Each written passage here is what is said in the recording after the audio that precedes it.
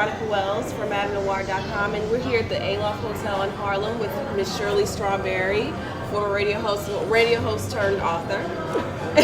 Still a radio host. Well, yeah, both. Okay, so Miss Shirley, how have you been? Oh, thank you. Nobody's asked me that yet. I've been great, actually. Thank you, Veronica, for asking me that. How have you been? I've been well. Good. It's a little rainy outside, but it's good. It's very nice to meet you, though. It's nice to I meet love you, your too. whole ensemble. Thank you. You're welcome. All right, so tell us what you've been up to.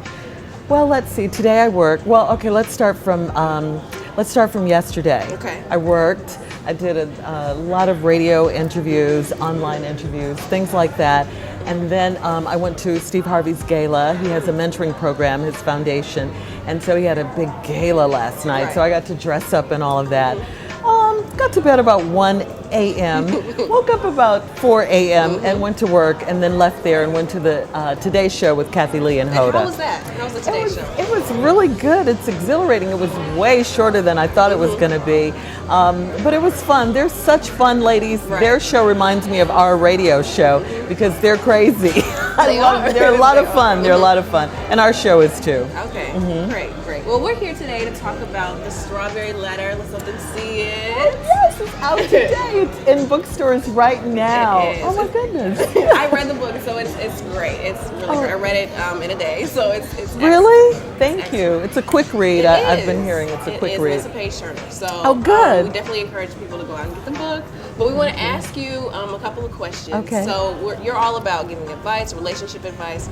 How do you give advice to people? Because some of the stories are a little out there, a little crazy. A little out there.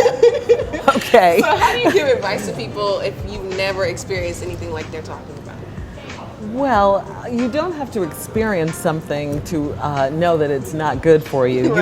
You don't, I mean, I don't have to jump on the subway train and get hit to know that I don't want to do that. Right. You know what I Right. mean? So you just use your common sense. There is a thing called common sense that we are maybe not born with, but we're taught through some of our life experiences, or a mom may have taught us, or a grandmother. So that's what I base it on. If things are stupid, they're just stupid. You just call them like they are, you know? If they make sense, they make sense, but everything just doesn't make sense. So that's how I do it, I guess. Now, have you always been the advice giver? Because we know that you do this professionally, but have you always been that friend that people go to?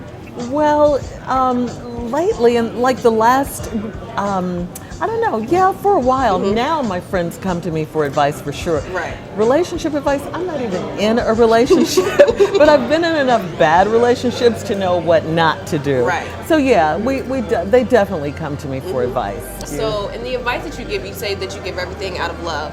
So how do you maintain that balance between being firm and letting them know what they're doing is not right, but also being nice and coming from a place of love when you do? Well, there is a thing called tough love. I mean, I'm a parent, so I have to use that all the time. You have to say no sometimes. You have to tell it like it is sometimes so they can get the message and the lesson. You have to do that. If you don't, to me, that's not love. If you don't tell them the truth and tell them what you really think.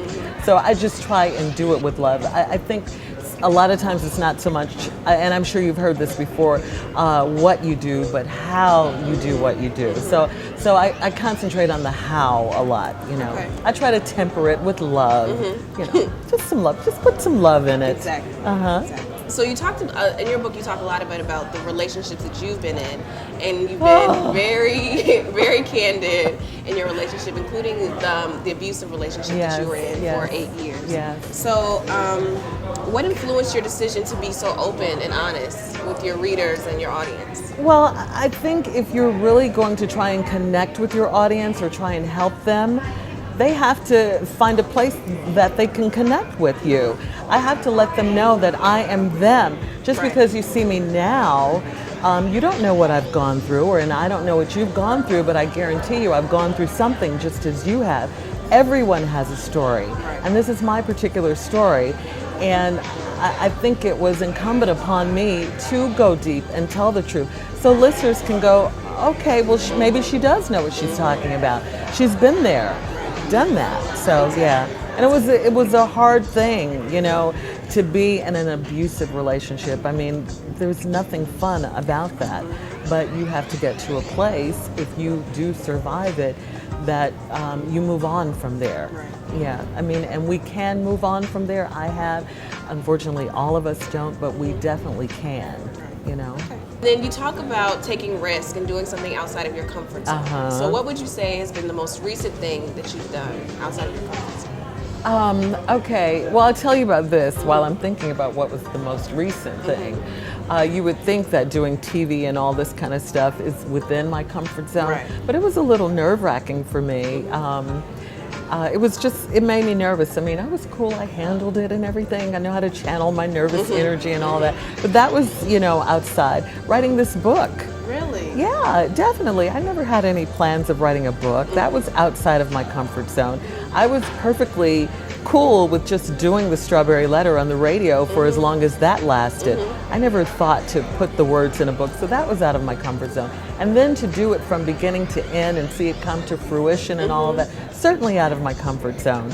But fun, and I'd love to do it again. The process wasn't that grueling as I thought it would be. And just one last question Yes, for you. ma'am. Of all the pieces of advice that you have in the book, what would you say is the most important? Oh wow, that's a good question. The most important piece of advice? Well, I think when I talk about forgiveness, like I just mentioned, it's so important to us in life in order for us to move on.